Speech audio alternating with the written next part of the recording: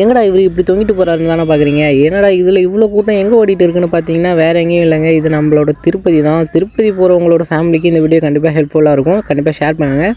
எடுத்தோடனே ஒரு ட்ரெயினை புக் பண்ணி நானும் திருப்பதி போகிறேன்னு போனீங்கன்னா எங்களை மாதிரி இப்படி தான் பிளாட்ஃபார்மில் கிடப்பீங்க.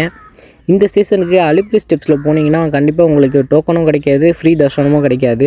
அலிப்பிரி ஸ்டெப்ஸ் என்னென்னு பார்த்தீங்கன்னா 9 கிலோமீட்டர் 3550 ஸ்டெப்ஸு. இதுவே ஸ்ரீவரி ஸ்டெப்ஸில் போனீங்கன்னா 3 கிலோமீட்டர் 2388 ஸ்டெப்ஸ் தான் இருக்குமே.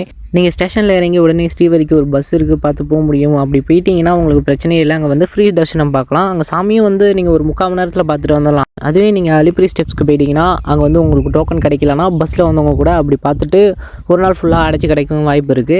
அப்படி இல்லை நீங்கள் வந்து திரும்ப ஸ்ரீவரி ஸ்டெப்ஸ்க்கு வந்து ஃப்ரீ தர்ஷனம் பார்க்குறோன்னு நினச்சிங்கன்னா அங்கே இருக்கிற கார் டிரைவர்கிட்ட அங்கே போக சொன்னீங்கன்னா அவங்க வந்து விட்டுருவாங்க. ஆனால் அங்கே போகிறதுக்கு முன்னாடி உங்கள்கிட்ட 500 ரூபா காசு கேட்பாங்க. 500 ரூபா உங்களுக்கு கீழே மொட்டை அடிச்சுட்டு தான் மேலே அனுப்புவாங்க.